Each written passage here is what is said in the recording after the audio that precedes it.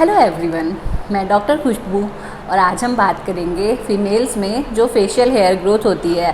कुछ फीमेल्स में आपने देखा होगा कि काफ़ी मोटे मोटे काले बाल फेस पर पाए जाते हैं। उसका क्या कारण है, उनको हम कैसे निकाल सकते हैं और उसका परमानेंट रिडक्शन हम कैसे कर सकते हैं। बालों को निकालने के लिए जैसे वैक्सिंग, थ्रेडिंग, ब्लीचिंग, ये सब आपने सुना ही होगा।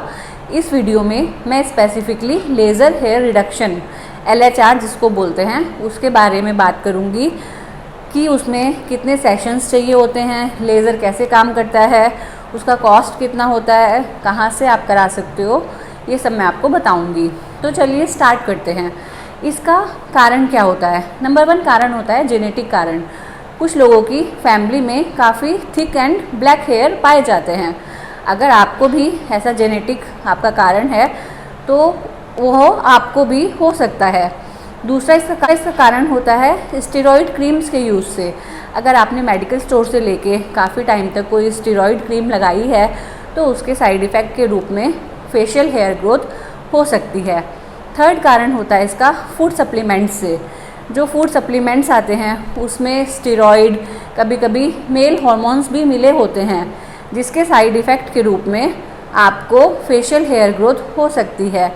फोर्थ इसका कारण होता है ओरल कॉन्ट्रासेप्टिव पिल्स लेने से। कुछ महिलाएं ओरल कॉन्ट्रासेप्टिव पिल्स, गर्भ निरोधक गोलियां जो होती हैं वो यूज़ करती हैं, तो उसकी वजह से भी कुछ महिलाओं में फेशियल हेयर देखे जाते हैं। इसका कारण होता है हार्मोनल इम्बैलेंसेस से। हार्मोनल इम्बैलेंसेस जैसे कि मेल हार्मोन का बढ़ा होना या PCOD, पॉलीसिस्टिक ओवेरियन डिजीज़ का होना।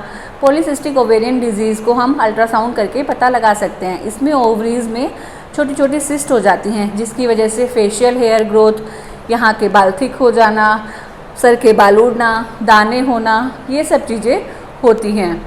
तो अब इसके लिए आपको कौन कौन से टेस्ट कराने चाहिए अगर आपको बहुत ज़्यादा फेशियल हेयर ग्रोथ है, तो वो मैं पिक्चर साइड में शेयर कर रही हूँ, आप देख सकते हो। उसमें आपको serum testosterone, DHEAS, androstenedione, serum insulin, fasting, खाली पेट एंड ब्रेकफास्ट के 2 घंटे के बाद PP, उसके बाद प्रोलैक्टिन, ये सब टेस्ट आपको कराने चाहिए। अल्ट्रासाउंड आपको ड्यूरिंग पीरियड्स के 2nd से लेके 5th डे के बीच में कराना चाहिए। उससे हमें पता चलता है कि कोई PCOD का इशू तो नहीं है। DHT एक मेल हार्मोन होता है, डाईहाइड्रोटेस्टोस्टेरोन जिसको बोलते हैं, वो एक ब्लड टेस्ट है, वो भी आपको कराना चाहिए। तो ये सब कराने के बाद अगर रिपोर्ट्स में कुछ प्रॉब्लम आती है तो आप डर्मेटोलॉजिस्ट या एंडोक्राइनोलॉजिस्ट से मिलके उसका सॉल्यूशन स्टार्ट कीजिए। साथ में अब हम बात करते हैं कि फेशियल हेयर को हम कैसे कैसे निकाल सकते हैं। सबसे पहले मैं शॉर्ट में आपको कन्वेंशनल मेथड्स के बारे में बताऊंगी, जैसे कि वैक्सिंग करके कुछ लोग हेयर को निकालते हैं। लेकिन अगर आप थिक हेयर पे वैक्सिंग करते हैं तो उसके कुछ साइड इफ़ेक्ट्स होते हैं, जैसे कि हमने यहाँ पे थिक हेयर हैं और यहाँ पे हम वैक्सिंग करेंगे। वैक्सिंग के कुछ दिन के बाद आपको फेस पे दाने आने स्टार्ट हो जाते हैं।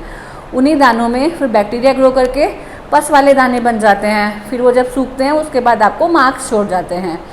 दूसरा, जब गर्म वैक्स फेस पे लगाते हैं तो कभी कभी वैक्स से स्किन बर्न होने का, स्किन निकलने का चांस भी होता है। मेरे पास बहुत सारे पेशेंट्स आते हैं जिनकी स्किन गर्म वैक्स से, स्पेसिफिकली रिका वैक्स से निकल जाती है और उसके बाद फिर वो बहुत गंदा निशान छोड़ के जाते हैं। तो वैक्सिंग जहाँ तक हो सके आप फेस पे अवॉइड कीजिए। अगर आपके ब्लीचेबल हेयर हैं तो आप जहाँ जहाँ पे आपको हेयर है वहाँ पे ब्लीच कर सकते हैं, लेकिन बहुत ज़्यादा ब्लीच करने से भी उसमें केमिकल होता है तो स्किन डार्क होने के चांसेस होते हैं। फिर थर्ड कन्वेंशनल मेथड में आता है हेयर रिमूवल क्रीम, जैसे कि वीट वगैरह। ये अगर आप सेंसिटिव स्किन पे लगाते हो तो इससे एलर्जिक रिएक्शन होके वहाँ की स्किन डार्क एंड ख़राब हो जाती है। तो हेयर रिमूवल क्रीम को फेस पे अवॉइड करना चाहिए। सबसे सेफ़ इसका, अगर आप घर पे कुछ करना चाहते हो तो आप एपिलेटर या ट्रिमर यूज़ कर सकते हो। ट्रिमर बहुत पास से हेयर को निकाल देता है, कट कर देता है।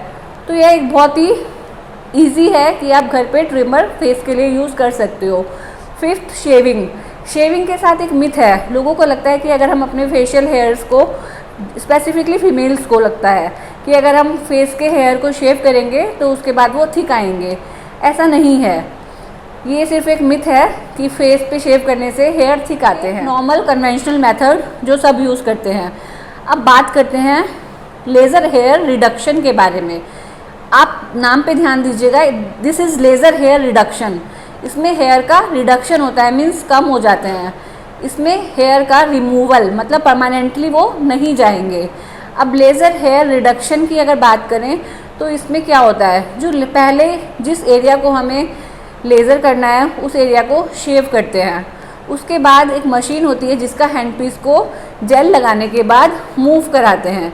उससे जो लेज़र रेज निकलती हैं वो जो हेयर में ब्लैक कलर का मेलानिन पिगमेंट होता है, वो पिगमेंट उस लेज़र रेज को एब्जॉर्ब करके उस हेयर फॉलिकल को डिस्ट्रॉय कर देता है। तो जो लेज़र है वो हेयर के कलर पे वर्क करता है। इसीलिए अगर आपको बहुत थिक ब्लैक हेयर हैं तो ही आप लेज़र हेयर रिडक्शन स्टार्ट कर सकते हैं। लेकिन अगर आपको फाइन हेयर है, ब्लीचेबल हैं, जो इजीली ब्लीच हो सकते हैं, उसमें बहुत ज़्यादा कलर नहीं है हेयर में, तो फिर लेज़र हेयर रिडक्शन उतने अच्छे से वर्क नहीं करता। नंबर 1 ये आपको ध्यान रखना है कि लेज़र हेयर रिडक्शन स्टार्ट करने से पहले आप डर्मेटोलॉजिस्ट से मिलके कंसल्ट कीजिए कि आपके लिए लेज़र वर्क करेगा या नहीं करेगा। उसके बाद लेज़र के कितने सेशंस चाहिए होते हैं। एक सेशन में लेज़र से कोई ख़ास फ़र्क नहीं पड़ता। लेज़र हेयर रिडक्शन के आपको मल्टीपल सेशंस लेने हों। जैसे कि अधिकतर डर्मेटोलॉजिस्ट बोलते हैं कि 6 to 8 सेशंस आप फेस के लिए लोगे तो आपके हेयर कम हो जाएंगे, लेकिन ऐसा नहीं होता। प्रैक्टिकली फेस के लिए कम से कम 10 to 12 सेशंस लेने होते हैं। हर महीने 1.5 महीने के अंदर आपको एक सेशन लेना होता है।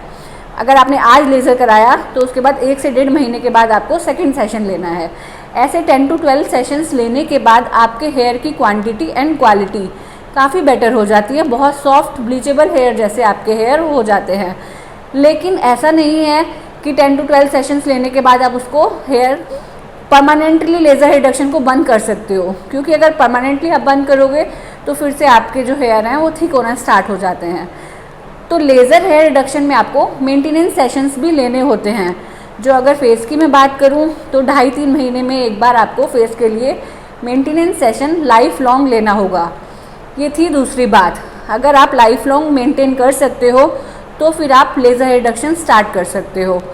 थर्ड, थोड़ा सा एक्सपेंसिव प्रोसीजर है ये, तो उसकी कॉस्ट भी मैं एक आपको रफ आइडिया दे देती हूँ कि दिल्ली एनसीआर में उसके क्या चार्जेस होते हैं।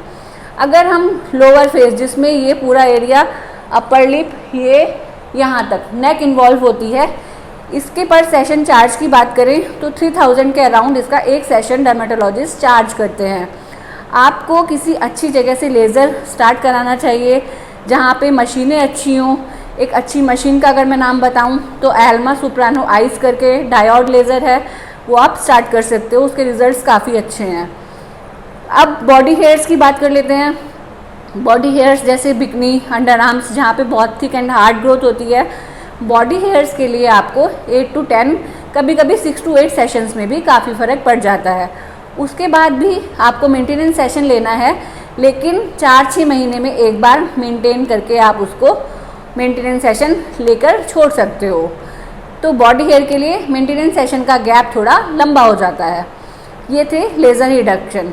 अब लेज़र हेयर रिडक्शन किन लोगों के लिए सेफ़ है, जैसे कि मैंने पहले ही बताया कि आजकल की जो लेज़र मशीन्स हैं वो काफ़ी सेफ़ हैं, लेकिन आपको ध्यान रखना है कि आपके जो हेयर हैं वो थोड़े से थिक हार्ड होने चाहिए। अगर सॉफ्ट हेयर हैं तो उस पर फिर आप लेज़र स्टार्ट नहीं कर सकते, और अगर आप सॉफ्ट हेयर के लिए भी लेज़र कराना चाहते हो तो फिर आप मान के चलो कि आपको ज़िंदगी भर हर 2-2.5 महीने में उसको कराते रहना पड़ेगा। अब अगर किसी को हार्मोनल इम्बैलेंस जैसे कि पीसीओडी है, उसके साथ लेज़र रिडक्शन कराएंगे तो क्या होगा। अगर कोई हार्मोनल इम्बैलेंस है उसके लिए आप डर्मेटोलॉजिस्ट या एंडोक्राइनोलॉजिस्ट से कंसल्ट करके मेडिसिन स्टार्ट करो, साथ साथ आप लेज़र हेयर रिडक्शन स्टार्ट कर सकते हो। लेकिन हार्मोनल इम्बैलेंस में लेज़र रिडक्शन के जो सेशंस होते हैं वो नॉर्मल से 5-6 सेशंस ज़्यादा लगते हैं। अगर किसी नॉर्मल जिसको कोई प्रॉब्लम नहीं है वो बंदा स्टार्ट करता है तो 10 to 12 सेशन में उसका फेस का काफ़ी बेटर हो जाता है। लेकिन अगर आपको हार्मोनल इम्बैलेंस है तो कम से कम 12 to 18 सेशंस में आपके जाके हेयर बेटर होंगे। उसके साथ साथ आपको मेडिसिन्स करते रहना पड़ेगा। तो ये था लेज़र रिडक्शन के बारे में एक डिटेल व्यू कि लेज़र हेयर रिडक्शन में क्या क्या होता है और आप कैसे कैसे उसको कर सकते हो। अगर आपकी कोई क्वेरीज़ हैं तो आप कमेंट बॉक्स में मुझसे पूछ सकते हो, मैं आपका आंसर करने का ट्राई करूँगी। आपको मेरी वीडियोस अच्छी लगी तो फिर मेरा चैनल को लाइक कीजिए, सब्सक्राइब कीजिए। मैं स्किन से रिलेटेड इश्यूज़ पर वीडियोस बनाती हूँ। Thank you.